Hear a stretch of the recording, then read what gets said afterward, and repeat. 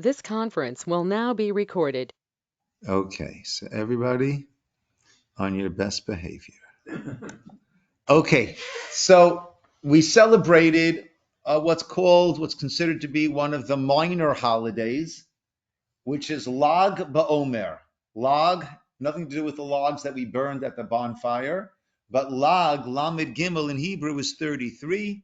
It's the 33rd day of the Omer. And we know that the Omer is the count that we've been making hello Linda, as we traverse from Pesach, from Passover, to Shavuot, to the holiday of receiving the Torah, the holiday of Shavuot. And the idea of the count is to link the two. And Pesach, Passover, was our physical exodus from Egypt, and Shavuot, Mount Sinai experience, was our spiritual, or let's say the culmination of our spiritual exodus. And the Pesach was in order, the exodus from Egypt was in order to get there. Now, along the way, we have of this counting, we have some of the customs of the Omer. One of those customs is that there is a certain sadness, a certain sense of mourning that we have during these days, at least until Lag BaOmer, until the 33rd day of the Omer, and then, so to speak, all heck breaks loose. And there's bonfires, there's singing, there's dancing, there's guitars, there's music, right? Weddings don't take place until Lag BaOmer. From Lag BaOmer and on, Jewish weddings do take place. So a lot of things change along the way. So why is there this sense of sadness, of mourning, when it should be happy, anticipatory days as we are working our way towards Shavuot? So we'll begin with source number one, which is from the Talmud, the Babylonian Talmud in Yevamot, which tells us the story. Rabbi Akiva taught, if you learned Lama Torah B'Yalduto, so source number one in our sheets, if you learned a lot of Torah in your youth, Yilmo Torah B'Ziknuto, right? You can't just retire and go to Florida at that point. You can retire, go to Florida, but continue learning a lot of Torah, B'Ziknuto, even in your older age. Hayilu Talmidim B'Yalduto, if you had disciples that you established, that you taught when you were young, don't stop. Don't take your foot off of that gas pedal, and make sure that you have Talmidim Biziknuto in your older age. Shenemra, based on a verse, a pasuk, which says, Baboker Zara et Zaracha, in the morning plant your seeds, Ube'erev al Tanach Yadcha, but in the evening don't let your hand rest. Rabbi Akiva gave us this teaching, and it was not just this intellectual teaching, but this was based on the most horrific personal experience that he endured. As the Gemara continues, Amru, it was stated, Shneim Asar Elef Zugim Talmidim Hoylo Rabbi Akiva. Rabbi Akiva had 12,000 pairs of students. 24,000 students, we describe it as 12,000 pairs because Torah learning is best done in a what's called a chevruta, in a partner learning situation where each one is engaging. I often say if you go past a Beit Midrash, right, so it's not like a library.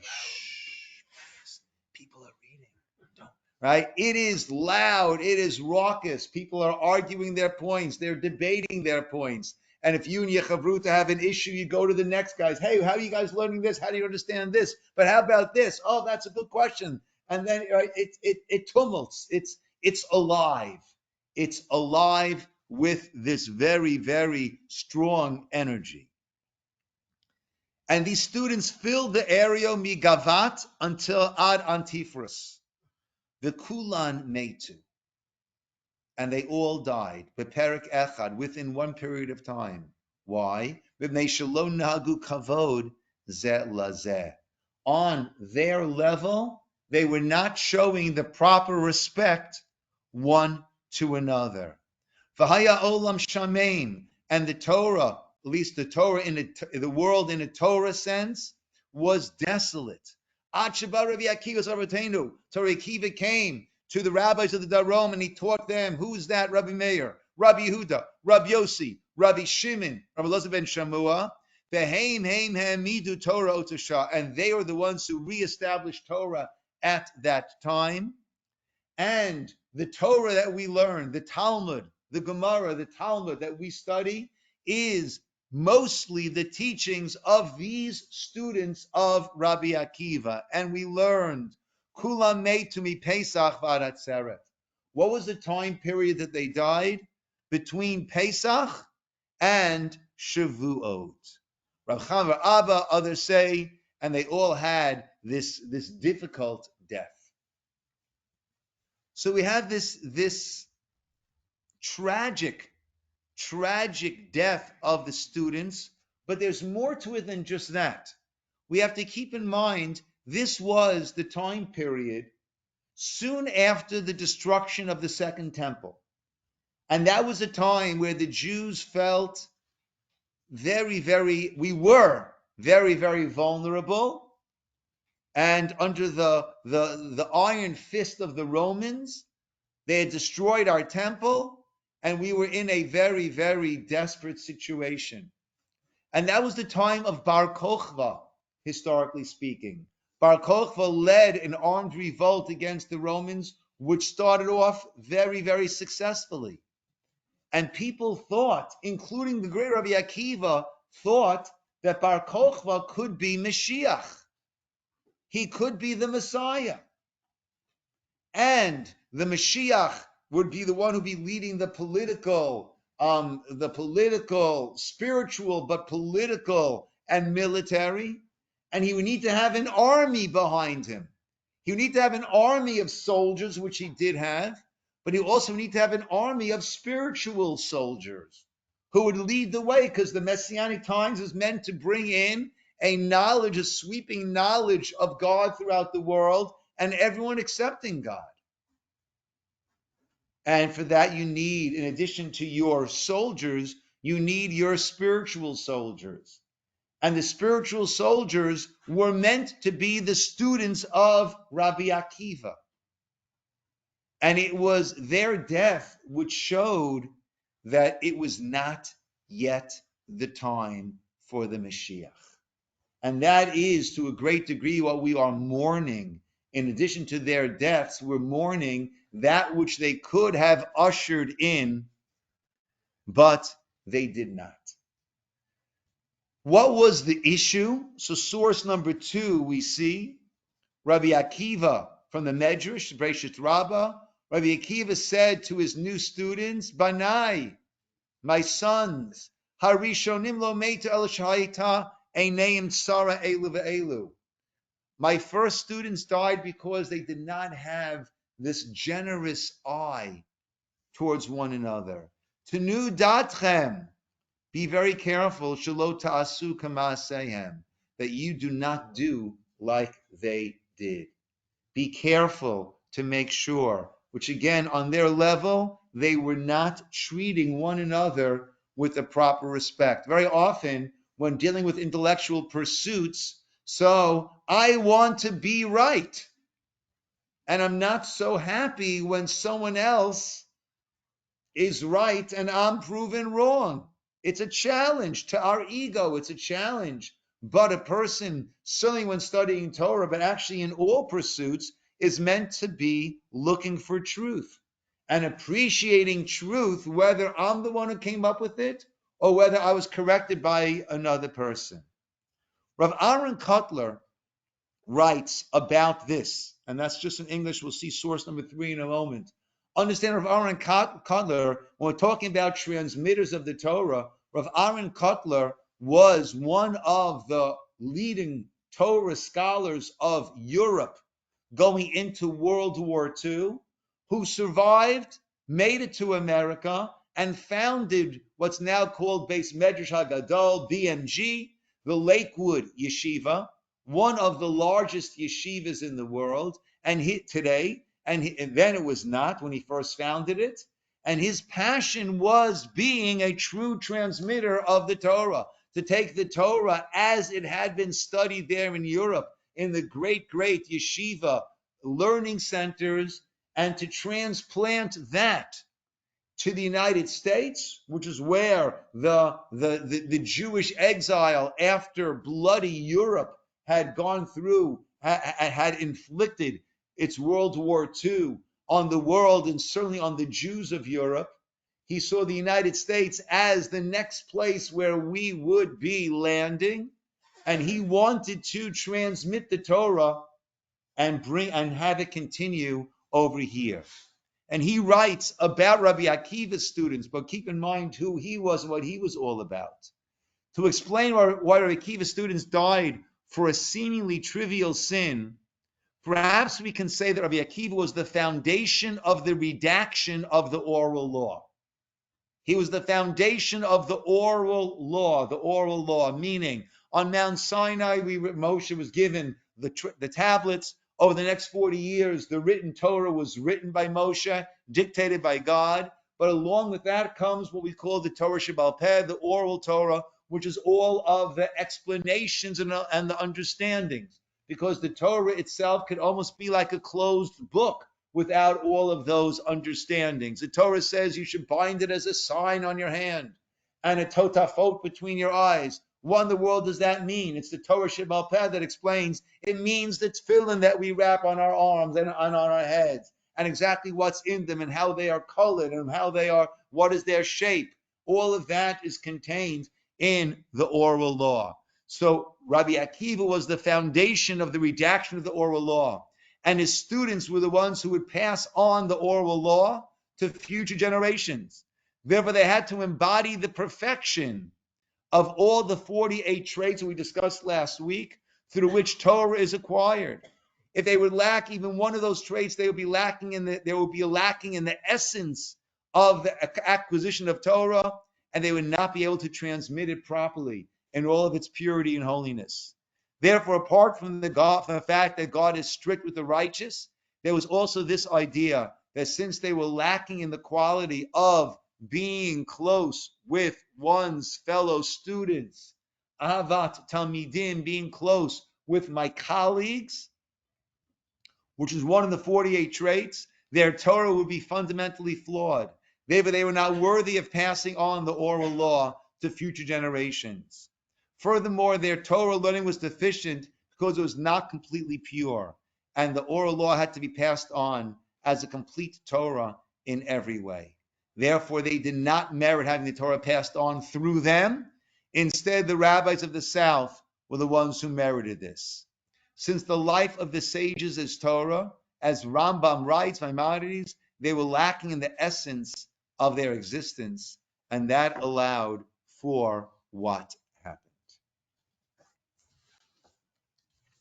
So that is the aspect of mourning that takes place throughout the days of the counting of Sphira.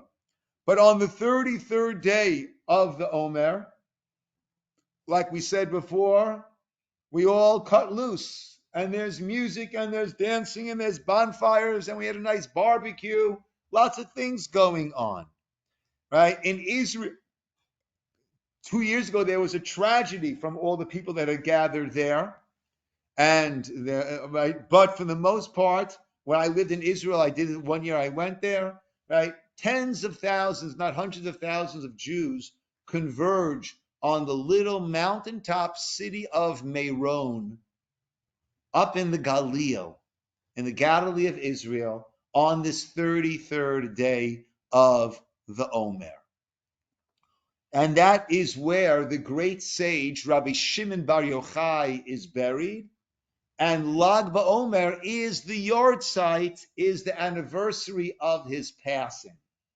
Now, we would not think of the anniversary of a passing as a cause for celebration and partying. not when it's a great, great sage. Or some people we could think of in our world that, oh yeah, that would be a cause of celebration, right? But not the great sages. So let's try to understand this. Let's go to number 4. Rabbi Akiva was the greatest sage of his generation. As it is said, he was the shoresh, the root of the oral tradition. The line of transmission of the Torah from Sinai to future generations ran through him and his students. I think 2 years ago on Shavuot, we focused on Torah transmission. And we had 48 slots of Moses to Joshua, the Torah transmission throughout all the generations until it came to us on Shavuot night. When his 24,000 students were decimated, it caused a major depression. How would the chain continue? Who would provide the light of Torah to future generations? How could they ever be replaced? How could a grieving people on the run from Roman persecution be consoled for the loss of so many great men, so crucial to the spiritual survival of the nation?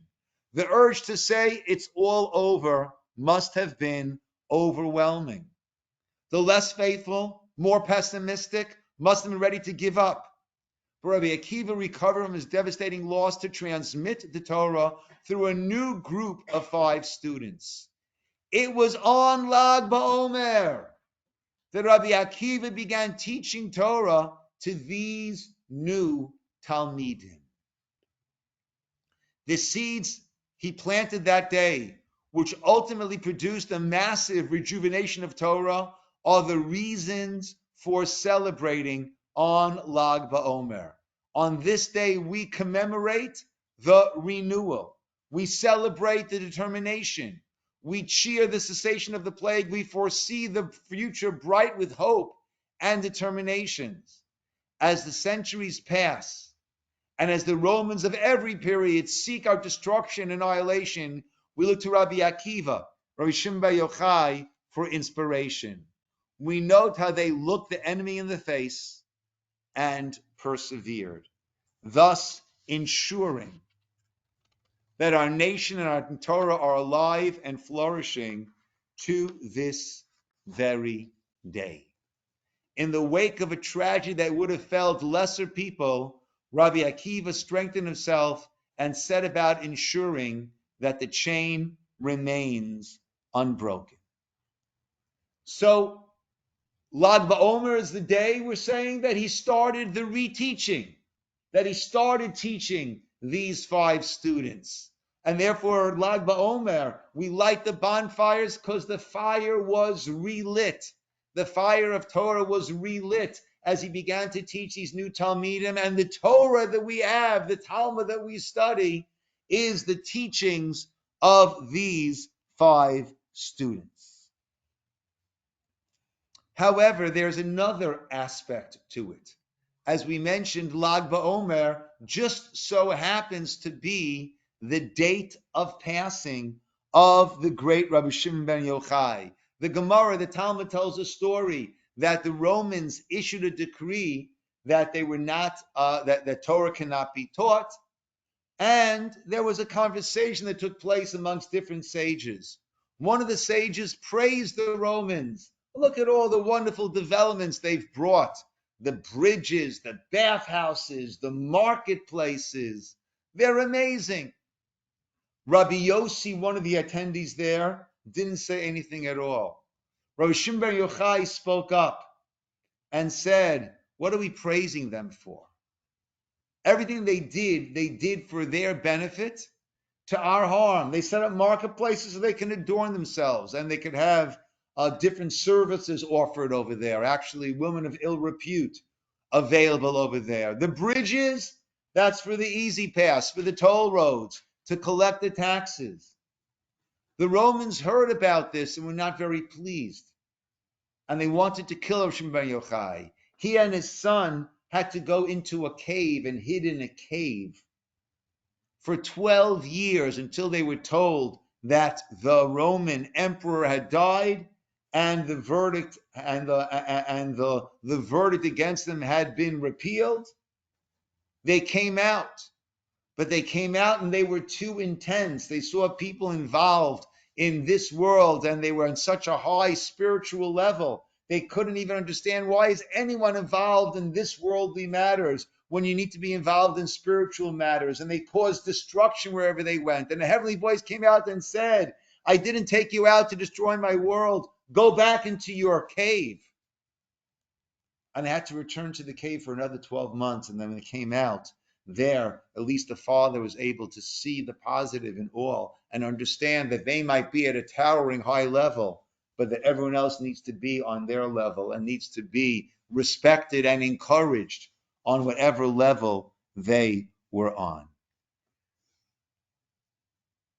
On the day, let's go to number 5. This is from the Zohar. On the day that Rabbi Shimon Yochai was to leave this world, he organized his teachings. His friends came to his room, and he said to them, now is an 8 ratzon. Now is a favorable time. I can reveal to you holy teachings that have not been revealed until now. All that day, the fire never left his room, and there was no one who was able to approach as the light and the fire were surrounding him. After he passed away, they came to bury him. The fire flew into the air and danced before him. A voice was heard, a heavenly voice saying, come and gather every year for the Hilula of Rabbi Shimon bar Yochai. And that is what is done every year. We gather for the Hilula. Hilula is a celebration. Why would we celebrate a person's death? Well, actually, a greater question can be asked, why do we celebrate a person's birth? A person's birth, we have no idea. We have no idea what will come of this, though. Will this person lead a positive life? Or heaven forbid, will this person become a mass murderer? It's a big question mark. We celebrate the potential, but it's a big question mark. When a person leads a productive, holy, righteous, compassionate, giving, uplifted, spiritual life, at that point, our belief is they've completed their mission here. Now they're going on to their paradise. They finished the marathon. They completed the marathon. They won the marathon. So Rishon Bar Yochai, it's a celebration of the life that he lived. It's a celebration of the Torah that he gave to us. And he, as one of the 5 students of Rabbi Akiva after all of them had died, so celebrating his contribution to the Torah is celebrating the continuation of Rabbi Akiva's legacy, of the Torah's legacy. Rav Chaim Vital in the Kaf HaChaim, this is source number 6. Rav Chaim Vital was the main student of the great Kabbalist known as the Arizal. He wrote that the reason for the rejoicing is for the students that he added afterwards who did not die like those first group. I write this, he says, to teach that there is a basis to the custom mentioned above to go to Meron and celebrate on Lag BaOmer, particularly because Rabbi Shimon Bar Yochai was one of the 5 great students, and therefore his time of happiness is Lag BaOmer. So this is really a Kabbalistic idea to celebrate at Meron on Lag BaOmer. And once again, from the Arizal now, in the days of our master, Rabbi Yosef Karo, 16th century, the author of what we call Shulchan Aruch, the encyclopedia of Jewish law, they agreed that the Jews would not make a big celebration, Lag BaOmer, at the grave of Rabbi Shimon. It seemed to our master and his Beit Din, it was degrading. People go there, pass me another hot dog, put some ribs on the grill, sing, dance, maybe drink a little bit. That helps to fuel the singing and the dancing. They felt it was disrespectful. It was degrading that people ate and danced there.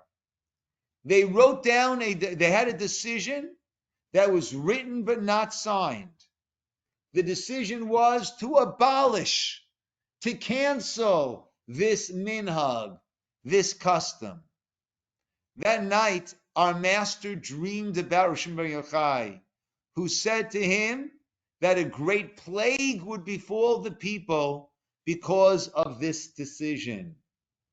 That what they were choosing to do to cancel the celebration was not in accordance with his will up in the heavens. It was his wish that they celebrate on the anniversary of his death, and the following day he tore up the decision, and the celebrations continue both in Israel at his gravesite and throughout the Jewish world until today. On the 18th of Iyar, source number 8, the anniversary of the death of Rabbi Shimon bar Yochai, people came from all around and light big bonfires. They light many candles. Many barren women were remembered and became pregnant. Many sick people were cured on the account of the gifts that they pledged to bring to the grave of Rabbi Shimon bar Yochai. There are some other interesting aspects of Lag BaOmer, of the 33rd day of the Omer. Again, we're counting 33 days from the Exodus. Okay, now, if you remember, when we started to ask for the man to fall, it was when we went 3 days without any food. The provisions that we took out from Egypt lasted us for 30 days. 3 days later, at the end of 30 days, we were begging Moshe Hashem for food, and which makes that the 33rd day. What happened then? The manna fell from the heavens. Now, that too is connected to Rabbi Shimon bar Yochai. In that we said before, he subsisted for 12 years and then an additional year in a cave. What did he subsist on? And the Gemara says there was a carob tree that sprouted there. There was a stream of water, and that's what he and his son sustained themselves for during that time. That was a manna from heaven, like survival, sustenance. And that we need to understand that even as we work and earn our salaries and go to the grocery store and go to Wholesome Choice and get our food, whatever it is, right? That essentially that manna, bread falling from heaven, is no more miraculous than food growing from the earth, from a seed that decomposes. And from this little seed comes all of these incredible foods that we eat, the fruits and the vegetables and the grains and the beans. And we have to recognize that it is manna-like. Our existence, that which we have, is coming to us from Hashem. Lastly, source number 9, Rav Aaron Kotler, and I'll share a beautiful story that I once heard. It is worth thinking, again, Rav Aaron Kotler, about it from the other side. How great was the merit of the rabbis from the south who reestablished Torah. Right? We were talking about how great was the merit of Rabbi Akiva,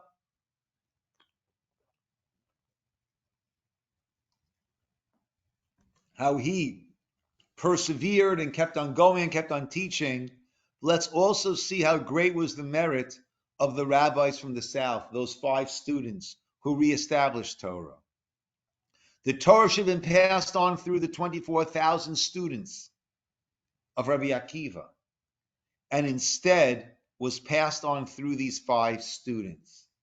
Now imagine a 24,000 lane highway that gets diverted into a 5-lane highway. Right? How do you take all of those cars into 5 lanes? Well, how do you take the teachings, the understandings of 24,000 and send it through 5?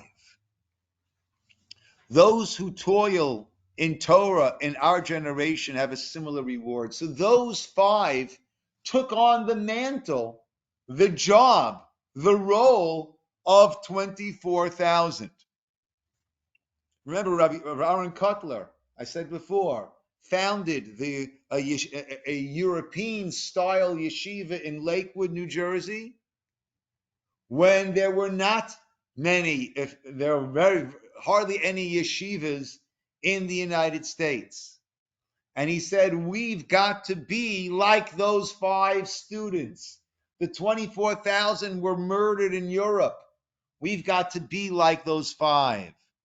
Those who toil in Torah in our generation have a similar reward. Without them, the world would be desolate. And through these few individual remnants of the Holocaust, whom God calls Omle HaTorah, Oskim B'Torah, those who are dealing in Torah, the Torah is not forgotten from the Jewish people. When I was studying in yeshiva myself in Ner Israel in Baltimore, so Rav Yaakov Galinsky of blessed memory came to speak. And he spoke to the yeshiva in Yiddish, which I didn't understand. Didn't really speak such a great English. And he also gave a talk in Hebrew, which I was able to understand, and I attended that. And it was mostly geared towards the Iranian students that we had there. This was the very early 1980s, around the time of the Islamic regime's ascent to power, and many, many Jewish families sent their young adult men out of the country, not knowing what would be in store. And the yeshiva in Baltimore near Yisroel accepted those boys and brought them in. And many of the Torah leaders today of the Persian Iranian community are from that group that went, Labriyot, God bless you, that went to Ner Israel. Rav Davidi, who's one of the main rabbis of the RCC, dealing with the Kashrut, dealing with Gittin, dealing with many aspects of the Rabbinical Council of California. We know each other. We studied together in Ner Israel during those years. He came and he spoke to that group and others also, myself and many others. And he was talking about the idea of Mesirut Nefesh, of working hard. You make the effort. And he said that he once spoke to the Panovizher Rav, right, Rav Kamenovich, who was the founder of the Panovich Yeshiva. We have a general teaching that each generation, as we go further from Sinai, each generation drops down a level and is not on the same level as the earlier generation. We call it Yeridat Hadorot. The generations are slowly working their way down. But he said to the Panovich Rebbe, I'll show you our generation is greater than the generation of the Talmud. How could that possibly be? He said, I'll prove it to you. He said, and we learn in the Talmud, 1,000 would start to learn Chumash, Bible study. Of that 1,000, 100 would get to learn Mishnah. Of the 100 who are learning Mishnah, only 10 would get to Talmud, to the Gemara. And of the 10 who get to Talmud, one of them will make it to Horah, to Halacha, to deciding, adjudicating Jewish law.